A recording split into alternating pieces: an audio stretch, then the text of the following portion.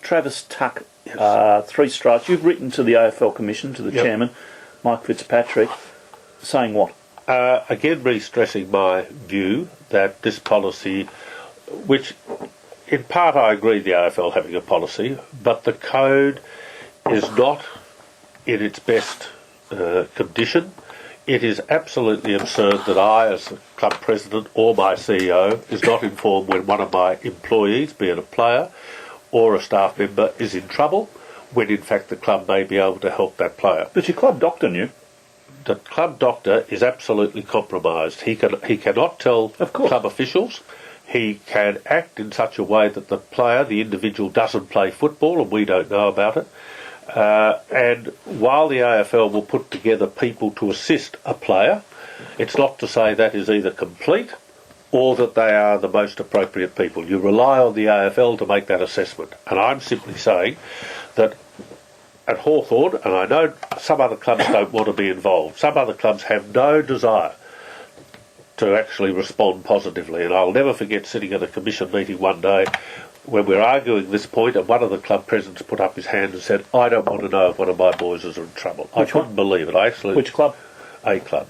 Did you ever go on it? Oh, absolutely. I couldn't believe it. It was just horrendous. So that supports the AFL's view. But there are other clubs that do want to take that responsibility. And we could have put around Travis at an earlier stage support structures on top of the medicos that would have, I think, been to his advantage. Do you think you could have avoided the relapse? Well, you'd like to think so, but it's no point looking back because we can't relive that period of time. But it's pretty serious. I mean, he could have died, couldn't he? Well, I think this is the point. We might not be talking about Travis having a 3rd strike. We might be talking about a young player having lost his life. And we almost had this circumstance. I mean, he was unconscious.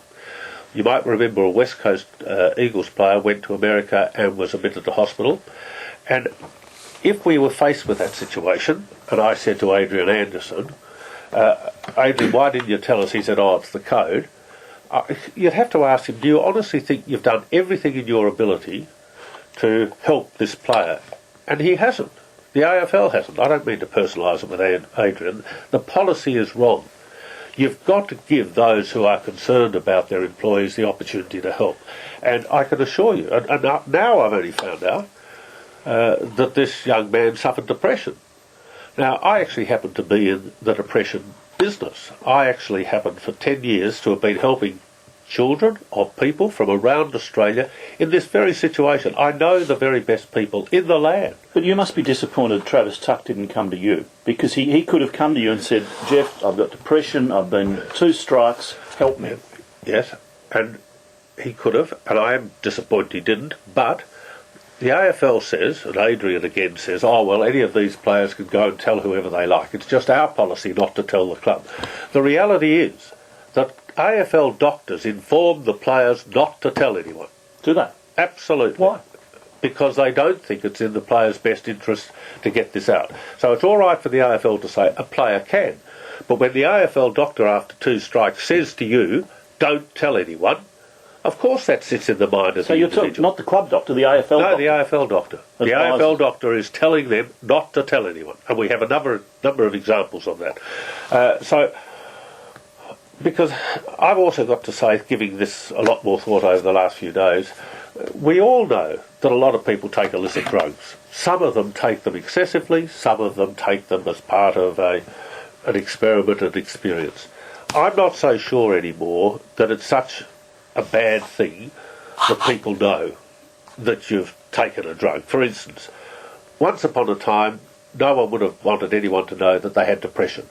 Today we talk about it openly. Why? Because we can help people.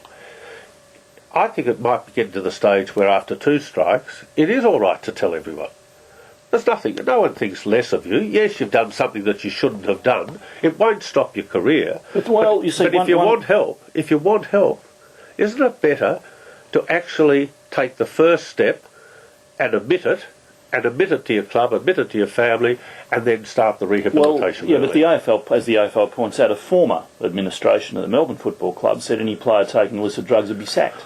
I think a lot of us have said things in different times which are now irrelevant because of the passage of time and better education.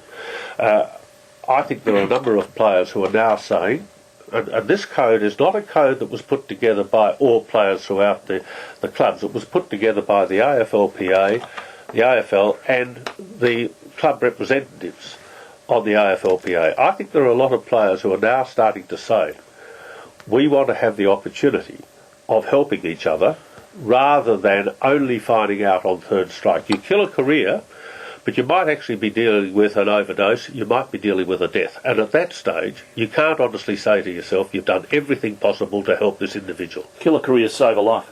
Absolutely. When the season's over, when you've won the premiership, will you sit down with your players at some stage and say, because you may well have players there with 1 or 2 strikes against them you don't know about. No, I don't. Would you sit down with them and say, look, trust us, if you've got strikes, you've got a problem, come to us?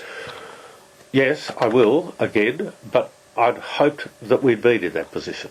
And we have a very good welfare situation at the club. We have good financial advice. So you've already told them that? Oh, yes. And Travis Tuck didn't come forward? No, and partly because he'd had 1 and 2 strikes, partly because he was told not to tell anyone.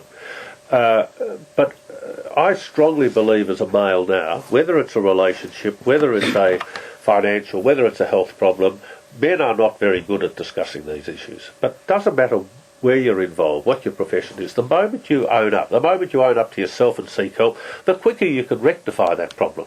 And I would like to think that any of our players will come to us. But this has proved that doesn't happen. You don't think it'd be a danger to leak, though? If a player wanted confidential and said, I'll tell Jeff and Stuart Fox, but I'm not telling anybody else, football clubs leak. They're very political places. I've heard this thrown up the last couple of days. I don't think it matters. To be quite honest... It might matter to the player. No. But that's what I say.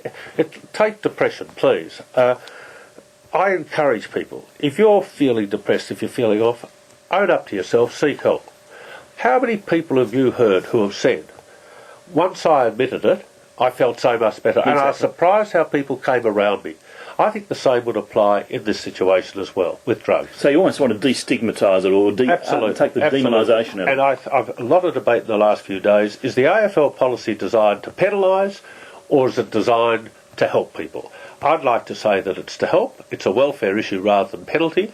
And the earlier we start openly discussing it, and by that I mean going public, I'm not going to think less of a player because he has once or twice used drugs. I think he's badly advised, but I'd like to try and work with him not to do it in the future so he can live a healthy life. It's not, to me, the end of the world. Goodness gracious. All the research shows that just about every young person today tries some sort of illicit drug. The question is, if you're going to be silly enough to try, don't do it a second, don't do it a third time. I'd much rather be open. I mean, we're all different. Growing up's different from being 60, but I do know with the work we've done at Beyond Blue, the moment people talk about it, I could take you to a hall in the country where a farmer stood up and said in front of 600 people, I've got depression. He'd not admitted it to his wife who was sitting next to him. It was the most wonderful speech. It stuttered, he gave it. At the end of it, he sat down, everyone stood up and applauded. He came out. He admitted it. He's recovered. The moment you take that first step, you're on your way back.